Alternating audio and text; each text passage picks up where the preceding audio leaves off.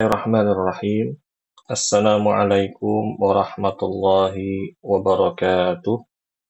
Waalaikumsalam warahmatullahi wabarakatuh.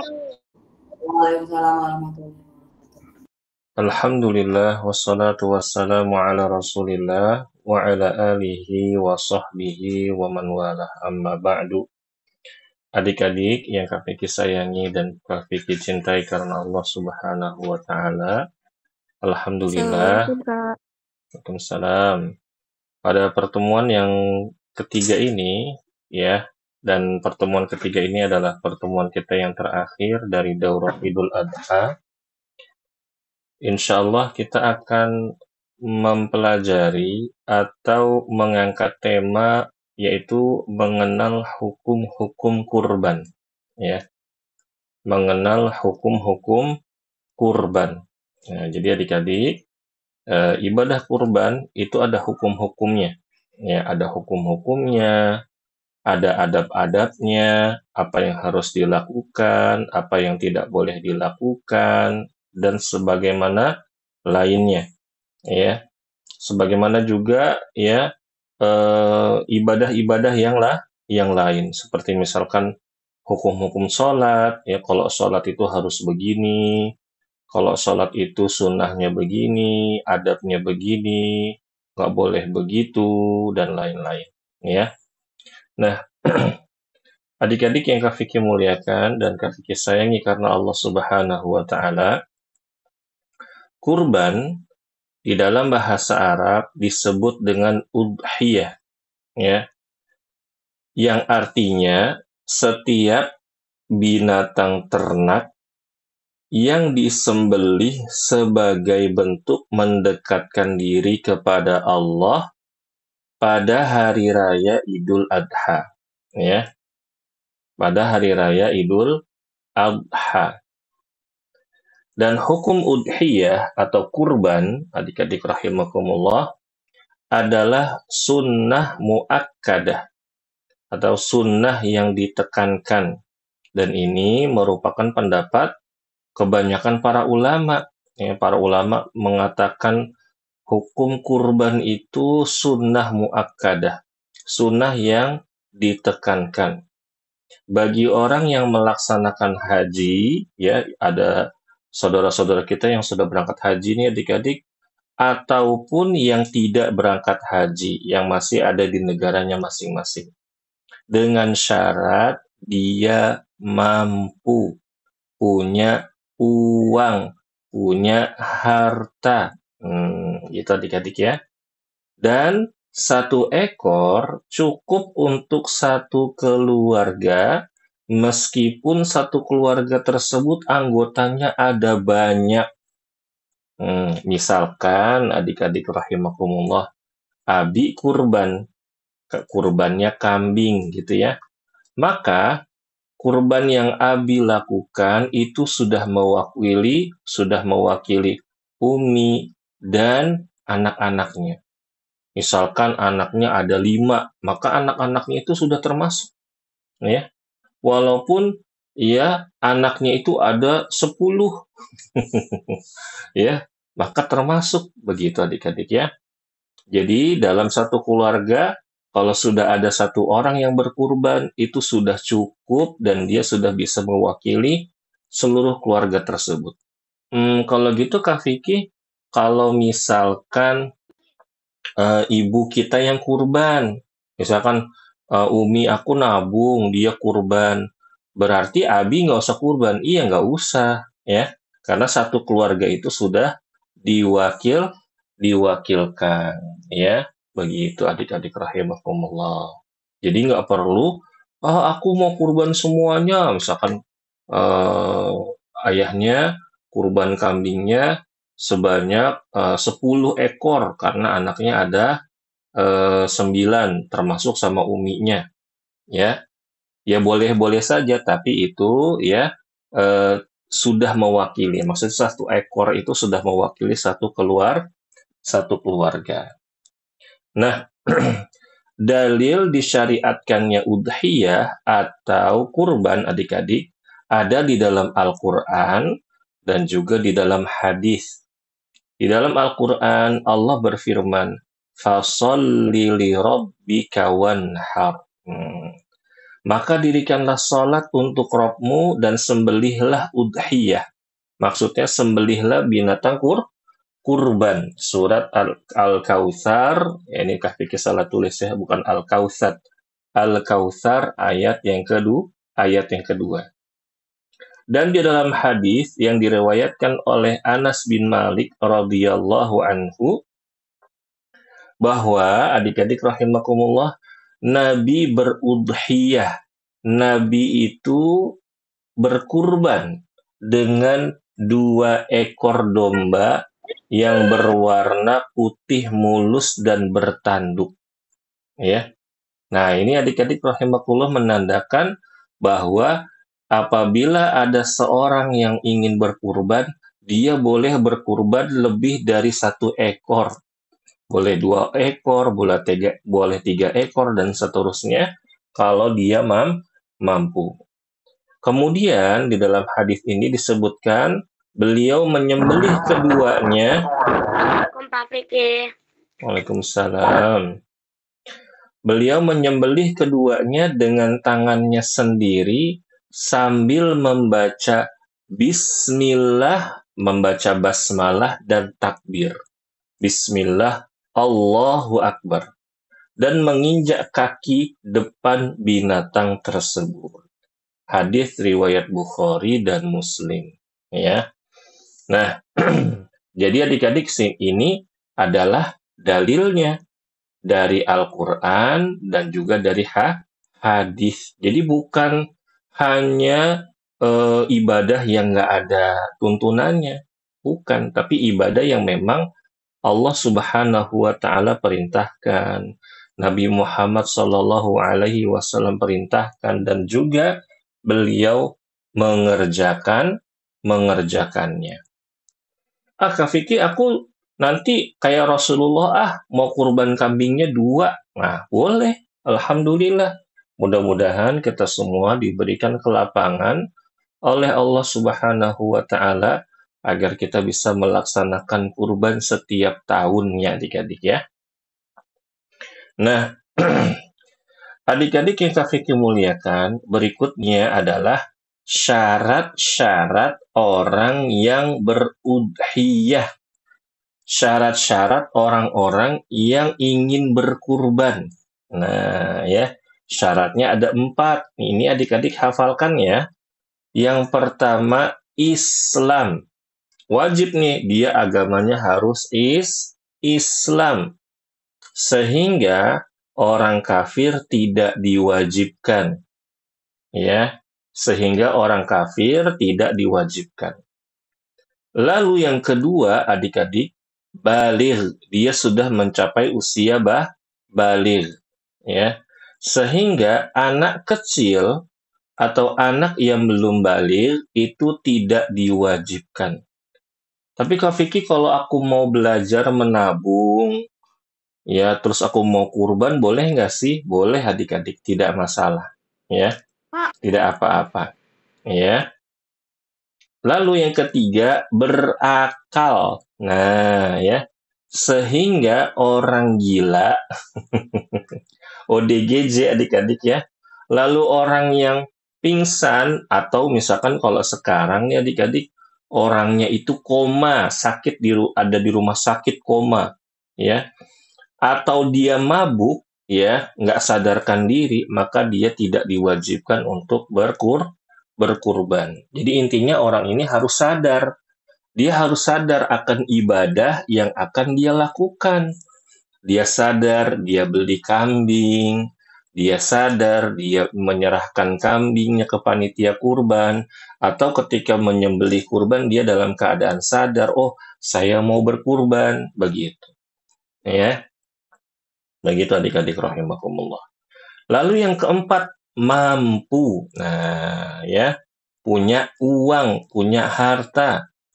Yaitu hendaknya udhiyah dibeli dari uang kelebihan nafkah yang harus diberikan kepada orang-orang yang menjadi tanggungannya selama hari raya Idul Adha dan hari Tasyrik. Nah, ini adik-adik rahimakumullah menandakan bahwa kalau misalkan dia nggak punya kemampuan, hartanya pas-pasan, cuma bisa untuk makan, cuma untuk bisa keperluan sehari-hari, maka dia tidak mampu dan maka dia tidak masalah.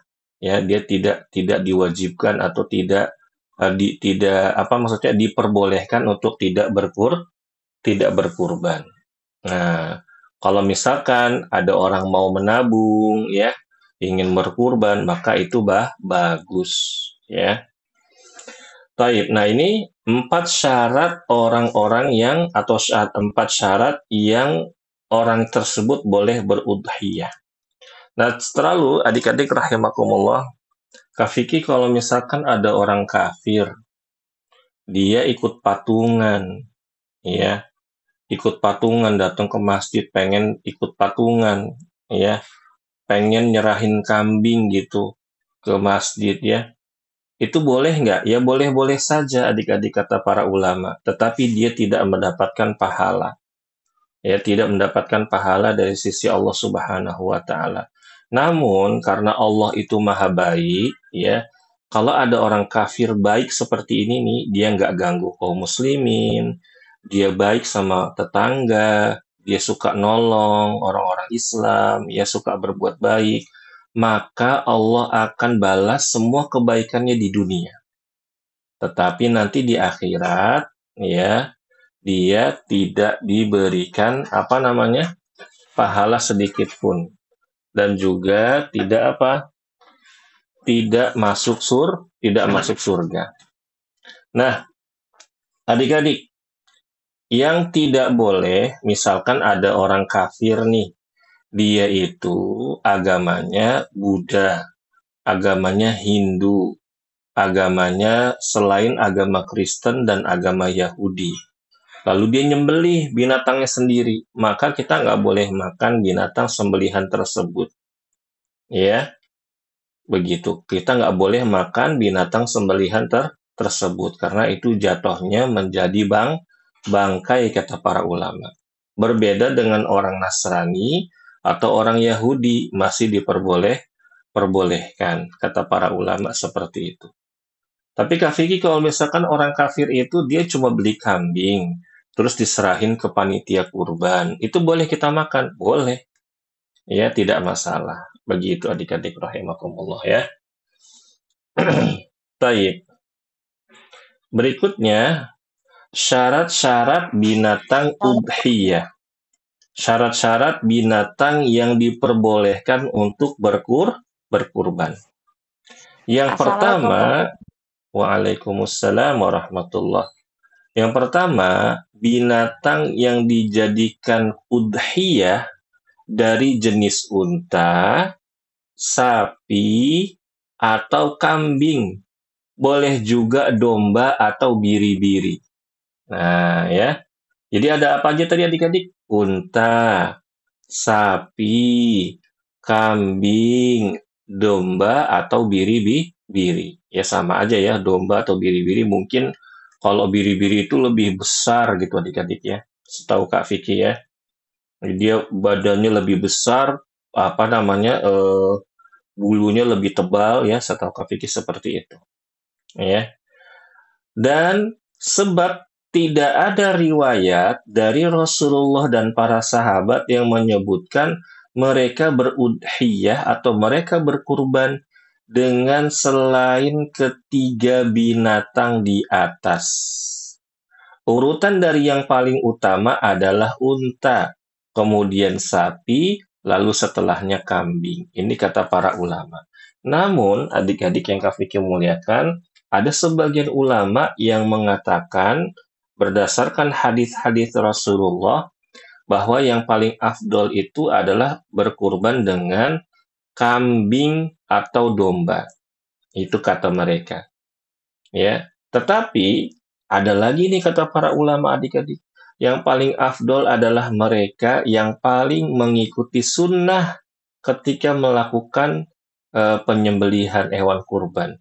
Dan yang paling ikhlas kepada Allah, ya, kepada Allah Subhanahu wa Ta'ala. Ini yang paling afdol. Jadi mau dia kurbannya unta kah, sapi kah, kambing kah, atau domba dan biri-biri, kalau dia mengikuti sunnah dan dia ikhlas karena Allah, maka ini yang paling afdol.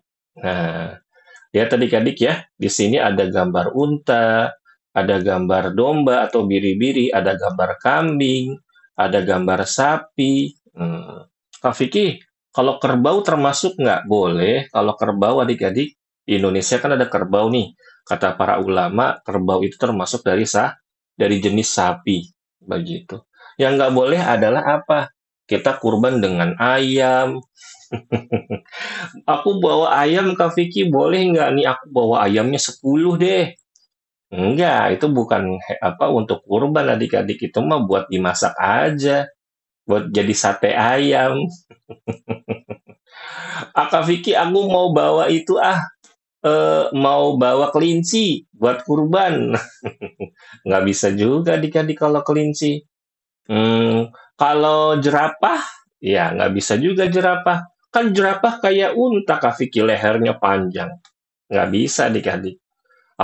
Biar dagingnya banyak, aku mau kurban pakai gajah. Nggak bisa juga ya adik-adik ya. Jadi kurban itu hanya apa saja tadi? Unta, lalu sapi atau kerbau, kambing, domba, atau biri-biri gitu. Ya. Dihafalkan ya adik-adik ya. Jadi kalau misalkan ada orang kurban, aku mau kurban pakai selain binatang yang tadi Kak Vicky sebutkan, maka nggak boleh ya. Tidak boleh. Nah, lalu yang kedua, syarat-syaratnya adalah telah memenuhi umur untuk dikurbankan, untuk berudhiyah. Untuk unta, harus yang sudah berumur 5 tahun ke atas. Dia usianya udah 5 tahun lebih, masuk tahun ke-6. Untuk sapi dan kambing, dia harus sudah berumur 2 tahun lebih atau masuk tahun ketiga. Adapun untuk domba atau biri-biri, harus yang sudah berumur 1 tahun masuk tahun kedua. Boleh mau jenis kelaminnya jantan ataupun betina. Oh, berarti Kak Vicky kalau misalkan aku punya unta nih, aku melihara unta di rumah, unta aku masih umur 3 tahun, berarti nggak boleh ya buat kurban? Nggak boleh adik-adik. Begitu juga kalau sapi dan kambing. Kalau usianya baru 1 tahun, nggak boleh dijadikan kurban, binatang kurban. Ya, begitu juga kalau misalkan domba atau biri-biri, usianya ya belum sampai 2 tahun, belum sampai 1 tahun, maka nggak boleh juga. Ya, begitu. Nah, ini tanda adik-adik rahimakumullah bahwa agama Islam adalah agama yang penuh dengan kasih sayang. Coba kalau misalkan kambingnya masih bayi, kambingnya masih kecil, masih suka main-main tuh, lompat-lompat ya. Kalau kambing yang masih kecil tuh adik-adik tuh ya, lagi lucu-lucunya dia suka lompat-lompat, masih suka nyusu sama ibunya ya, masih suka main sama saudara-saudaranya. Masa udah disembelih kan kasihan ya. Gitu adik-adik ya. Lalu yang ketiga, tidak memiliki cacat yang membuat harganya jatuh atau mengurangi kualitas dagingnya. Nah, adik-adik, ini berdasarkan sabda Rasulullah Shallallahu Alaihi Wasallam. 4 cacat binatang ternak yang tidak sah untuk dijadikan udhiyah adalah yang pertama, matanya buta sebelah, yang jelas butanya. Kak Vicky kalau buta dua-duanya tetap nggak boleh. Ya buta cuma 1 aja sebelah udah nggak boleh adik-adik, apalagi buta dua-duanya. Lalu sakit, dan sakitnya jelas. Ya misalkan kambingnya muntah-muntah, untanya muntah-muntah, tiduran aja, udah gitu nafasnya tersengal-sengal, ya begitu. Terlihatlah, ini sapinya sakit nih, gitu. Nah, sapi yang sakit itu macam-macam adik-adik.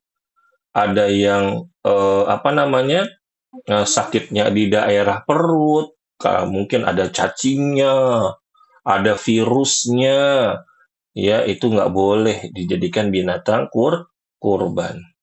Lalu pincang, jalannya pincang adik-adik, yang jelas pincangnya, ya.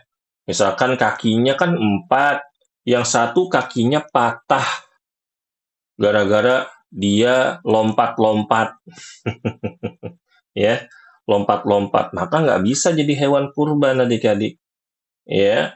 Lalu kemudian sangat kurus badannya. Ya kan kita pernah lihat tuh, ya Allah ini kambing kurus krempeng, ya Allah, sian banget dah. Mau disembeli nggak ada dagingnya, isinya tulang semua.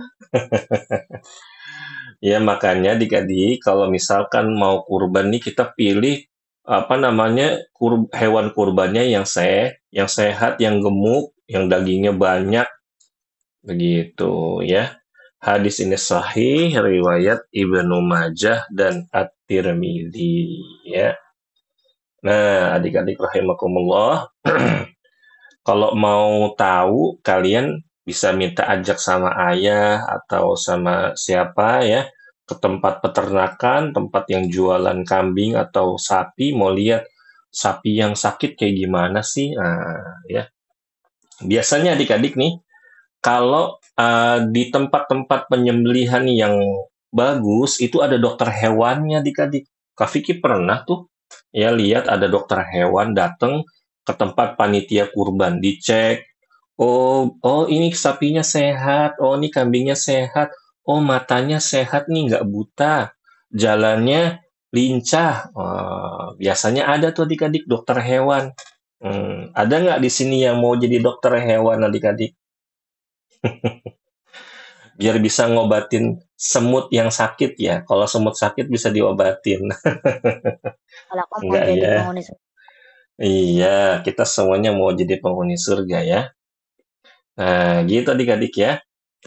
Fungsinya atau gunanya dokter hewan itu tadi kalau lagi ada hari raya Idul Adha, ya, ada penyembelihan hewan kurban, biasanya mereka tuh jasanya bermanfaat sekali. Ya. Kemudian adik-adik yang Kak Vicky sayangi karena Allah Subhanahu wa taala, waktu penyembelihan hewan kurban. Waktu menyembelih hewan kurban itu dimulai setelah matahari terbit pada hari raya Idul Adha setelah pelaksanaan sholat Id. Tuh adik-adik ya, Kak Vicky ulangi nih. Waktu menyembelih hewan kurban dimulai setelah matahari terbit pada hari raya Idul Adha setelah melaksanakan sholat Id. Siapa saja yang menyembelih hewan kurbannya ya setelah sholat Id, maka dia telah sesuai dengan sunnah yang lurus. Dan siapa yang menyembelihnya sebelum itu, misalkan dia nyembelihnya malam takbiran, ya, atau habis sholat subuh sebelum matahari terbit atau sebelum dilaksanakan sholat Id, maka sembelihannya itu bernilai seperti makanan biasa yang ia berikan kepada keluarganya. Jadi pahalanya tidak sebanding dengan ya kalau kita sembelih di waktu yang sudah ditentukan adik-adik. Ya, begitu. Sedangkan kesempatan terakhir menyembelih adalah hingga matahari tenggelam di hari tasyrik terakhir tanggal 13 Zulhijjah. Gitu adik-adik ya. Nah, jadi kalau misalkan nih kita tanggal 13 Zulhijjahnya, di waktu pagi tanggal 13 Zulhijjah, itu kita ada rizki, bisa beli kambing. Ya, ada tuh, kita tahu, oh nanti tanggal 13 saya akan dapat uang nih. Saya dapat uang. Uangnya bisa buat beli kambing. Nah, maka kalau misalkan kalian sembelihnya sebelum matahari tenggelam di tanggal 13 Zulhijjah, maka kalian sudah termasuk orang yang melaksanakan ibadah kurban. Dan pahalanya sangat besar. Ya, begitu adik-adik. Ya berarti Kak Vicky kalau misalkan udah lewat maghrib udah nggak bisa ya, udah nggak bisa adik-adik. Ya, pokoknya ya ada 4 hari batasannya dari tanggal 10, 11, 12, 13. Masya Allah, ini waktunya sangat panjang ya adik-adik rahimakumullah ya. Baik. Kemudian adik-adik, ini yang penting juga nih, pembagian daging kurban. Nah ya, kadang-kadang kita tuh kalau ngelihat orang bagiin daging kurban, kadang-kadang suka nggak sesuai dengan apa yang diperintahkan di dalam agama Islam adik-adik ya. Nah, orang yang berkurban itu boleh memakan daging sembelihan sesukanya dan menyedekahkan sisanya. Ya, jadi bukan berarti kalau misalkan kita berkurban nih adik-adik, itu bukan kita nggak boleh ngambil daging kurban kita. Justru sunnahnya kita ngambil bagian untuk dimakan, ya. Dan sisanya kita sedekahkan ke orang lain, ke fakir miskin. Namun, kata para ulama di sini adik-adik, yang lebih utama adalah orang yang berkurban mengambil sedikit saja, lalu sebagian besar sisanya disedekahkan. Boleh juga daging ditentukan pembagiannya, misalkan sepertiga buat dimakan, sepertiga untuk disedekahkan, dan sepertiga lainnya dihadiahkan kepada sahabat, atau tetangganya, atau orang-orang kafir. Tuh, boleh adik-adik. Namun dengan syarat, bagian untuk fakir miskin tidak boleh kurang dari sepertiga. Misalkan nih kita nyembelih kambing adik-adik, ya. Kita makan semua bagian anggota badannya. Tapi yang kita kasih ke fakir miskin cuma bagian kaki. Satu kita kasih ke orang fakir miskin. Nah, kakinya satu lagi kita kasih tetangga. Maka ini nggak boleh. Ya, nggak boleh. Pokoknya harus dibagi 3. Dan yang paling baik adalah kita ambil sedikit, sisanya kita sodakohkan. Dan yang kemarin Kak Vicky sebutkan adik-adik yang paling bagus itu kita masak. Kita masak nih, terus kita panggil tuh orang-orang fakir miskin, kita kasih makan mereka. Nah, itu yang paling bagus ya, gitu adik-adik ya. Nah, kulitnya, kan kalau misalkan habis disembelih nih adik-adik kan ada kulitnya tuh adik-adik ya, kulitnya besar-besar ya. Boleh disedekahkan. Atau kita gunakan sendiri, kulitnya kita ambil. Kita buat apa misalkan, buat jaket, ya, buat dompet, buat gesper, buat sepatu, buat pakaian, boleh adik-adik, buat topi, ya boleh, ya. Namun tidak boleh dijual, ya, nggak boleh kita jual, ya, atau diberikan kepada tukang jagal sebagai upah atas jasanya. Kak Vicky, tukang jagal itu apa sih? Itu loh adik-adik, kalau di panitia kurban, dia itu tugasnya bagian yang nyembeli hewannya, ya. Nah, dia itu seringnya diupah dengan dikasih kulit tuh.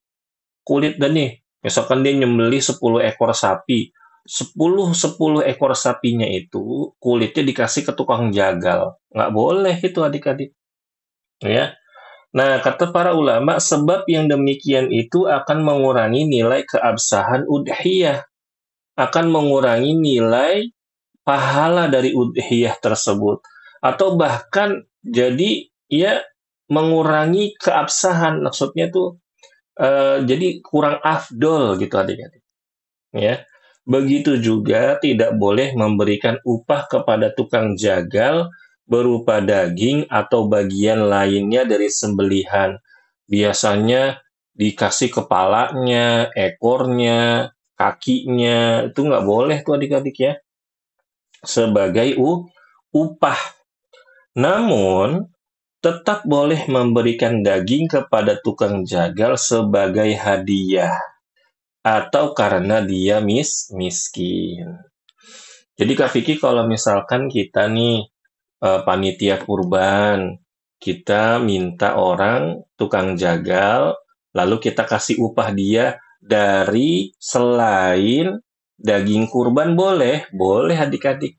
Misalkan nih, Bapak tolong ya nanti hari besok jadi tukang jagal 1 ekor, kita kasih upah 50.000. Nah, boleh adik-adik, boleh sekali ya begitu. Nah, kalau mau ngasih daging kurban itu sebagai hadiah untuk dia, bukan untuk upahnya dia ya. Atau misalkan tukang jagalnya ternyata dari orang fakir miskin, maka dia boleh dapat daging kurban tersebut ya begitu, tapi dia harus dibayar dengan uang yang lain gitu ya.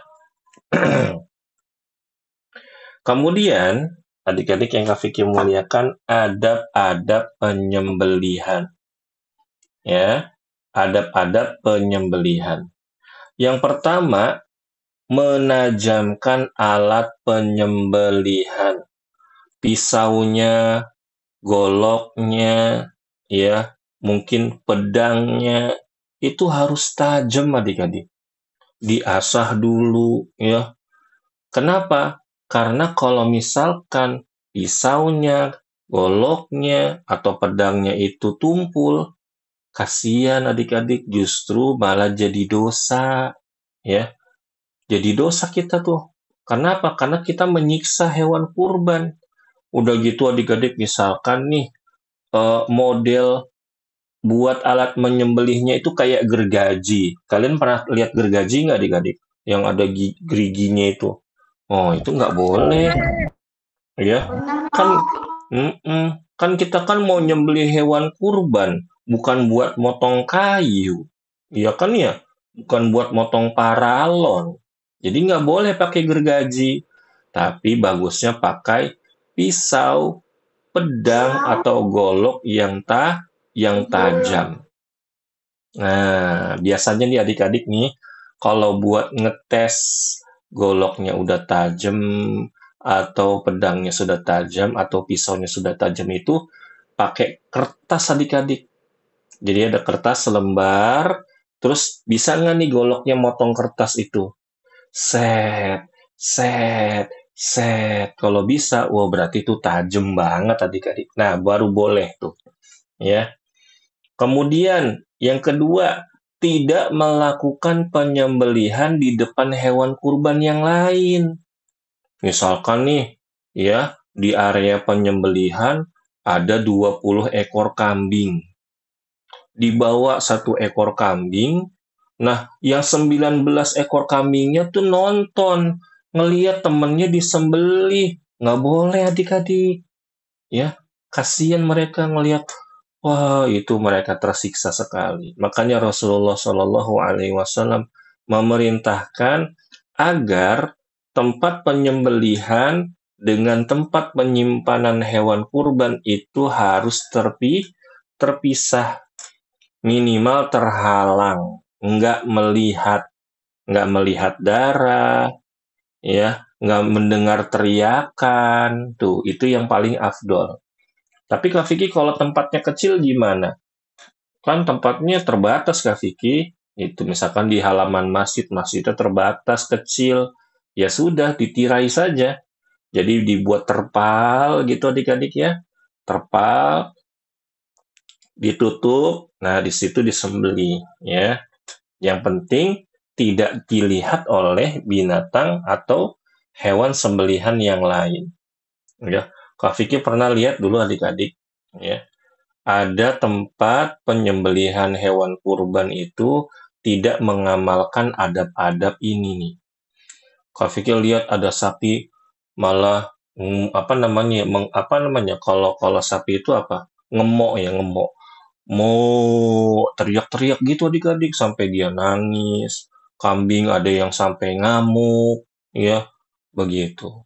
Nah, makanya kadang-kadang tuh kalau kalian lihat nih nanti nih, biasanya nih adik-adik ya, kalau habis ada penyelenggaraan hewan kurban, pasti ada deh di berita, ada sapi kabur, ya, ada kambing kabur. Kenapa? Bisa jadi panitia-panitia kurbannya itu tidak menjalankan adab-adab ini, ya. Kan kalau misalkan nih adik-adik ada sapi melihat hewan lain disembelih, dia pasti berontak. Kalau talinya kuat, kalau talinya lemah, bisa putus talinya. Dia lari. Semua orang diserudukin. Ngelihat motor, motornya ditabrak. Ada pagar, pagernya ditabrak. Kenapa? Karena dia ketakutan adik-adik. Nah, gitu ya. Nah, yang ketiga, tidak boleh menyakiti hewan kurban. Harus penuh dengan lemah lembut, ya. Kadang kalau misalkan sapinya nggak mau jalan, adik-adik, itu dipukul, ya, dicambuk, nggak boleh.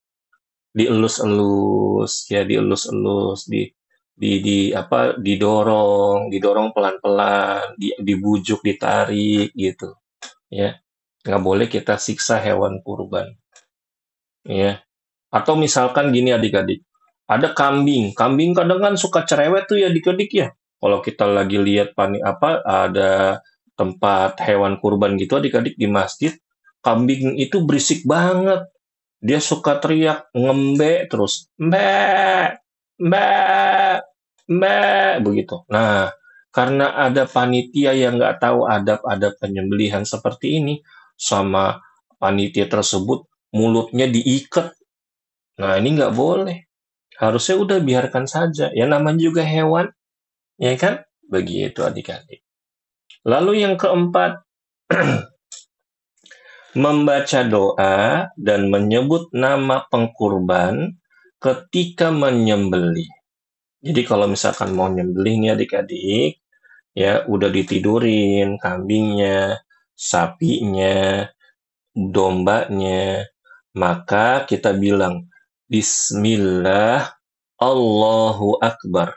Ya Allah, kurban ini darimu dan untukmu atas nama Fulan bin Fulan. Misalkan ada yang kurban namanya Ahmad, ya, dia bilang Bismillah, Allahu Akbar. Ya Allah, kurban ini darimu dan untukmu atas nama Ahmad bin Ibrahim. Nah, itu contohnya. Ya, baru disembelih. Gitu ya. Ya, begitu. Nah, ini penting adik-adik. Jangan sampai kita tuh lupa baca bismillah, ya. Jangan sampai kita lupa baca bismillah, ya. Lalu yang kelima, jika ada tukang jagal, ya, atau tukang yang menyembelih, maka dia harus orang yang mengerjakan sholat. Tidak boleh orang yang tidak sholat menjadi tukang sembelih. Ya, kata para ulama, ya sembelihannya tidak sah. Tuh adik-adik ya.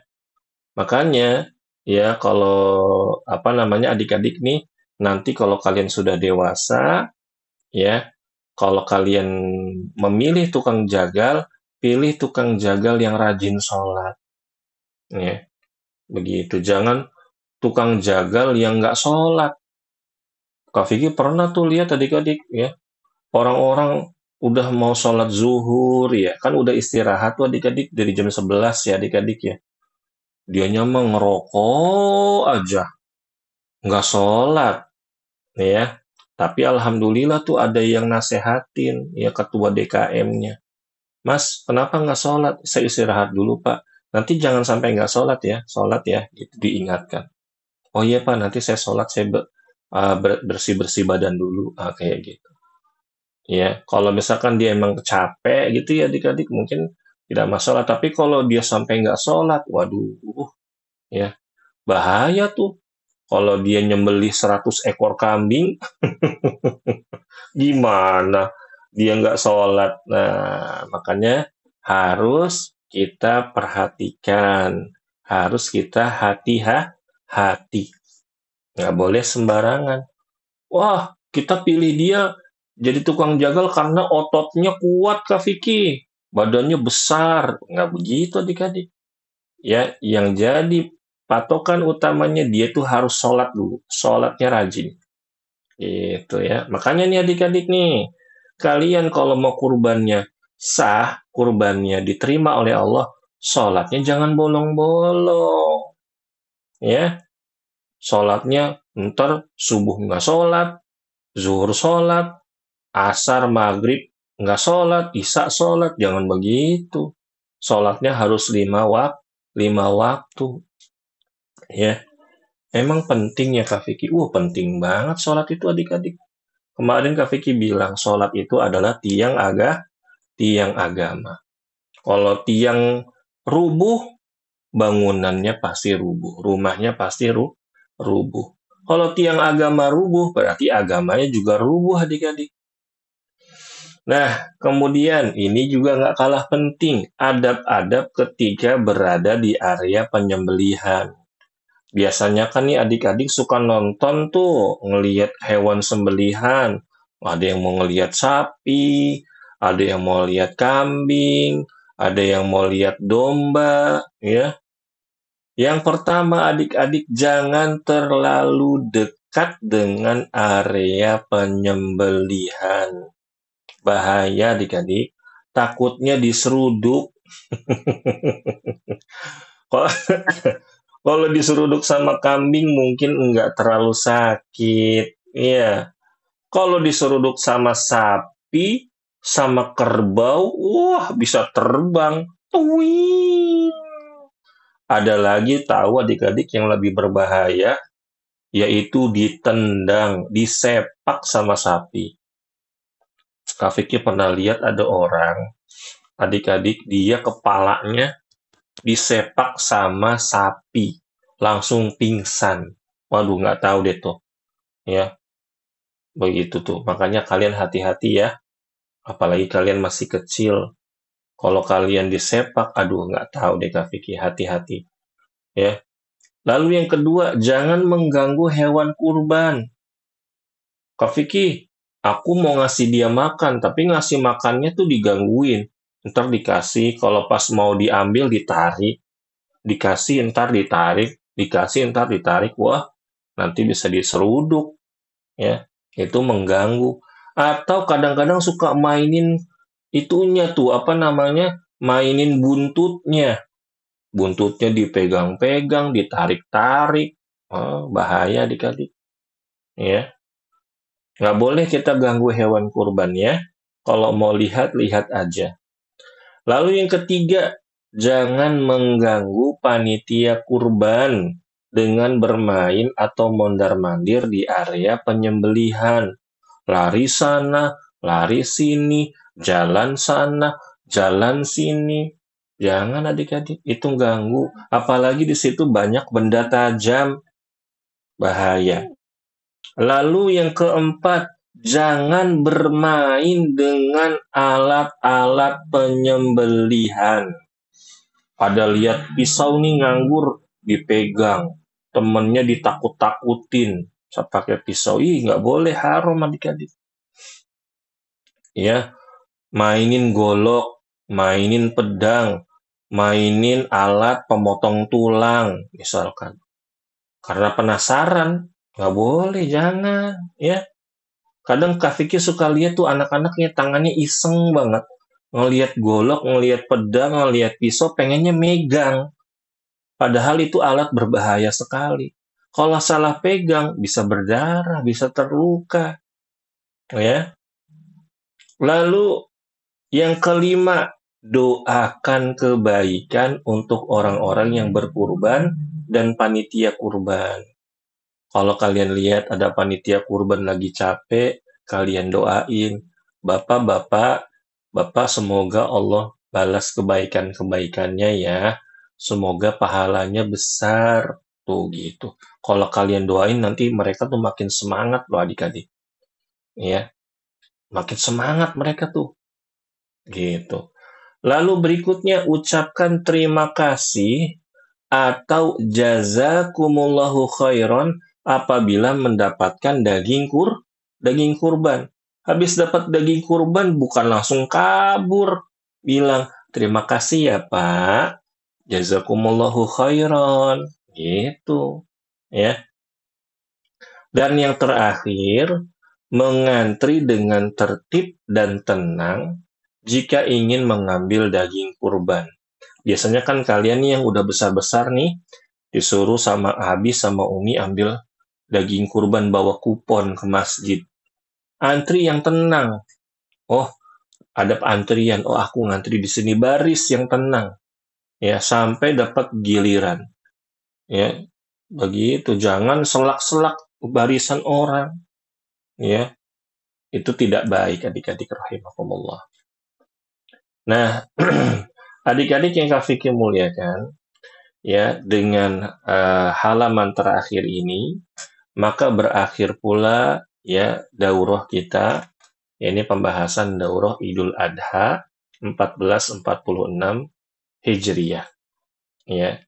Dan Kak Fikri berpesan adik-adik rahimakumullah, nanti di tanggal 9 kalian jangan lupa ada ibadah yang sangat besar, yaitu ibadah puasa Arafah. Ya. Nanti kalian tanya sama ayah sama ibu, ayah, ibu, puasa Arafah tanggal berapa sih? Aku mau puasa Arafah ya. Emang kenapa Kak Vicky kalau kita puasa Arafah?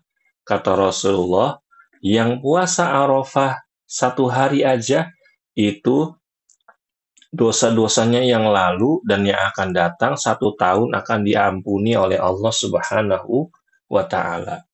Oh, adik-adik, ya, janjinya atau ganjarannya sangat besar sekali. Dosa-dosanya akan diampuni oleh Allah Subhanahu wa Ta'ala. Ya. Lalu adik-adik rahimakumullah, di hari-hari ini nih kita banyak-banyak bertakbir. Allahu Akbar, Allahu Akbar, Allahu Akbar. La ilaha illallah, wallahu akbar. Allahu akbar, walillahil hamd. Takbir sendiri-sendiri, sambil main, sambil jalan ke masjid, takbir, ya. Begitu, ya. Taib, adik-adik rahimakumullah, mungkin sampai di sini dulu. Apakah adik-adik ada yang ingin bertanya? Kak Vicky persilahkan. Malika. Silakan Malik mau nanya apa? Assalamualaikum Kak, saya izin bertanya. Iya, waalaikumsalam. Jika kurban melebihi 1, misalnya 1 atau 2, seperti kambingnya 1, dombanya 1, sapinya 1, boleh tidak Kak? Bagus sekali. Boleh nak, boleh ya. Tapi yang nggak boleh kurban pakai jerapah, nggak boleh ya. Berikutnya, sudah? Saya. Siapa namanya? Akilah nanti dulu ya. Akilah udah nanya terus dari hari pertama. Nanti ya, Akilah. Siapa namanya? Fadlan. Fadlan mau nanya apa? Adlan. Oh iya, Adlan. Adlan mau nanya apa, Adlan? Tadi untuk berkurban yang kedua tadi kan katanya harus umurnya berapa tadi? Baligh harus umur berapa itu? Kalau baligh itu kalau anak laki-laki usia 15 tahun. Kalau anak perempuan Kenapa, Adlan? 15 tahun ke atas. Iya. Kalau misalkan anak perempuan, dia sudah haid. Ya. Tapi kalau Adlan mau kurban, boleh, tidak masalah. Adlan nanti dapat pahala juga. Ya, walaupun Adlan usianya sekarang berapa, Adlan? 9. 9 tahun, nggak apa-apa. Adlan menabung nih untuk tahun depan aku mau kurban kambing. Boleh, nanti dapat pahala. Ya, Adlan ya. Begitu. Baik, berikutnya siapa lagi? Akila, baik. Atau ada yang lain sebelum Akila? Siapa? Saya, Kak. Siapa namanya? Rashad. Iya, mau nanya apa? Kalau berbaginya setelah hari tasyrik gimana? Berbagi dagingnya setelah hari tasyrik boleh. Nah, jadi gini ya. Kalau sembelihannya ya, itu di hari tanggal 13 sebelum maghrib, itu masih sah. Kan nggak mungkin kalau misalkan pembagiannya habis sembelih langsung dibagi. Nggak, kan dipotong-potong dulu. Misalkan dibaginya habis sholat isya. Boleh, tidak masalah. Ya. Tapi baiknya memang semua penyelenggaraan kurban itu selesai sebelum maghrib. Gitu ya. Baik. Akilah mau nanya apa? Pak, boleh nanya di luar tema nggak? Apa nanyanya, Akilah?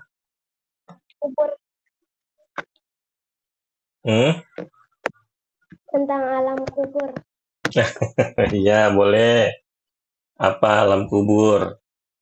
Pak, kalau misalnya semua orang kalau meninggal itu pasti akan ditanya di alam kubur 3 pertanyaan, man rabbuka, man dinuka, dan man nabiyuka. Akan tetapi bagi anak-anak atau bayi yang sudah meninggal akan tetap ditanya nggak, Kak? Enggak, langsung masuk surga. Kalau anak-anak yang belum balik, dia tidak ditanya, Akilah. Nanti sebelum hari kiamat, dia akan ditempatkan di surga, tapi di tempat yang khusus. Ya, begitu.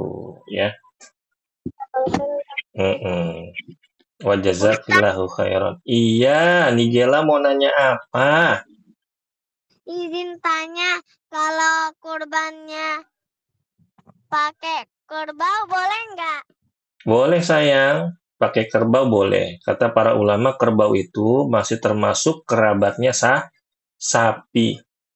Ya, yang nggak boleh kurbannya pakai ayam, pakai kelinci, pakai jerapah, pakai gajah, nggak boleh. Apalagi kurban pakai kucing, nggak boleh lagi. Kurban masa pakai kucing. Kurban itu ya unta tadi, kambing, domba, biri-biri, sapi atau kerbau sejenisnya ya, begitu. Tapi kalau daging kerbau katanya adik-adik itu keras. Tapi Kak Vicky belum pernah makan daging kerbau sih, ya. Jadi yang paling disukai itu adalah daging sapi. Baik adik-adik, mungkin hari ini cukup dulu. Atau ada lagi pertanyaan? Saya, Pak. Oh iya, Ibrahim mau tanya apa? Apakah cewek boleh berkurban? Boleh, ya. Seorang perempuan boleh berkurban. Dulu istri-istrinya para nabi setelah Nabi Muhammad wafat, beliau berkurban. Ya, begitu ya. Jelas Ibrahim? Sama-sama. Baik adik-adik. Siapa lagi? Aku. Siapa namanya? Asia. Asia. Oh, adiknya ini ya. Siapa? Aduh, kok lupa. Arfan, adiknya Arfan. Iya, Asia apa? Kalau misalnya ada orang kafir, nah habis itu masuk Islam, habis itu mau berkurban, tapi pas sebelum hari kurbannya dia meninggal dunia, itu pahalanya masih dicatat gak sama Allah? Dicatat. Niatnya sudah dicatat. Ya, Asia ya. Dia tercatat, sudah tercatat niatnya. Makanya penting adik-adik, kita tuh menjaga niat. Misalkan nih, kita mau pergi haji, dari kecil kita niat, aku pengen pergi haji, nanti kalau udah besar, dicatat itu niatnya. Dapat pahala juga. Makanya adik-adik, biasakan niat hal-hal yang baik.